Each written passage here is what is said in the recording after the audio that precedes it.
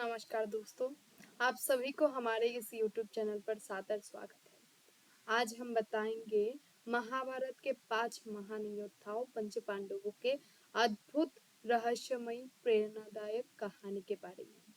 हम सभी को पता है कि पंचपांडव जो है, पंचपांडव महाभारत के युद्ध में विशेष भूमिका निभाई है। उन्होंने वो पंचपांडव की कहानी से हमको सत्यता का प्रमाण मिलता है, सत्य के जीत के बारे में हमको ज्ञान मिलता है।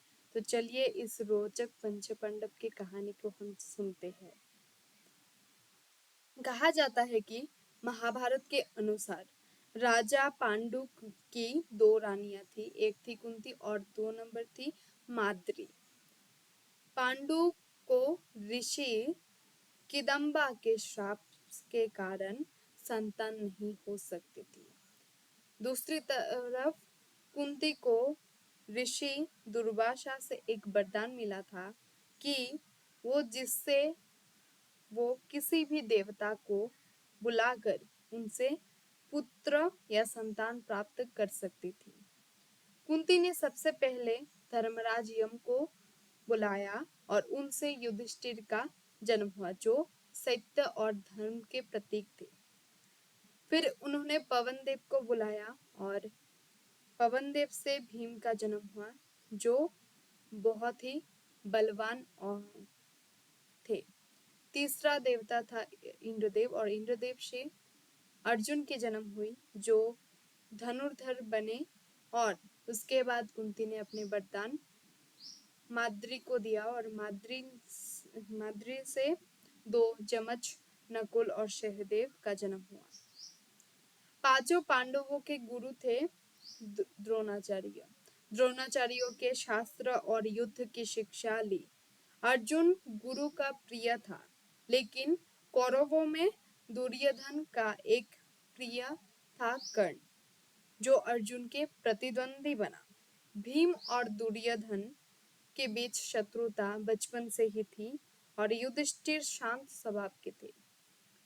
दुर्योधन ने उन्हें मारने के लिए लाक्षागृह में फंसाया, लेकिन पांडवों ने चालाकी से बच निकले। भटकते हुए वे एक स्वयंवर में पहुंचे, जहां अर्जुन से द्रौपदी का वरण किया।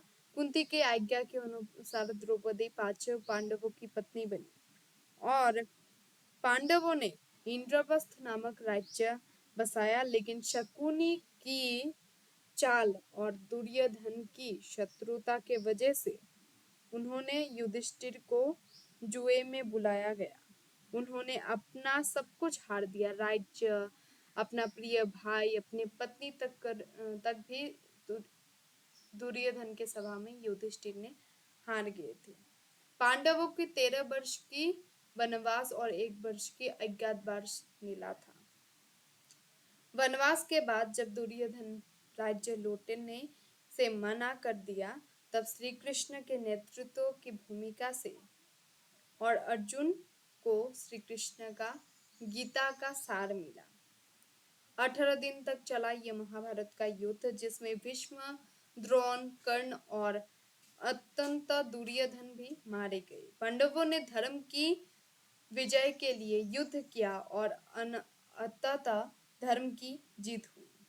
राज्य पाने के बाद युधिष्ठिर ने धर्मराज राज्य चलाया। अंत में उन्होंने सब कुछ त्याग कर हिमालय में प्रस्थान हुए और वो स्वर्ग के ओर गए।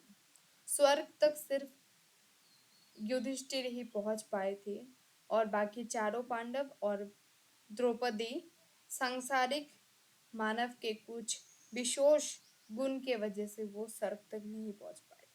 पंचों पांडवों की कहानी से हमें ये सीख मिलती है कि सत्य, धर्म और साहस के पथ पर चलते रहना कभी व्यर्थ नहीं जाता है।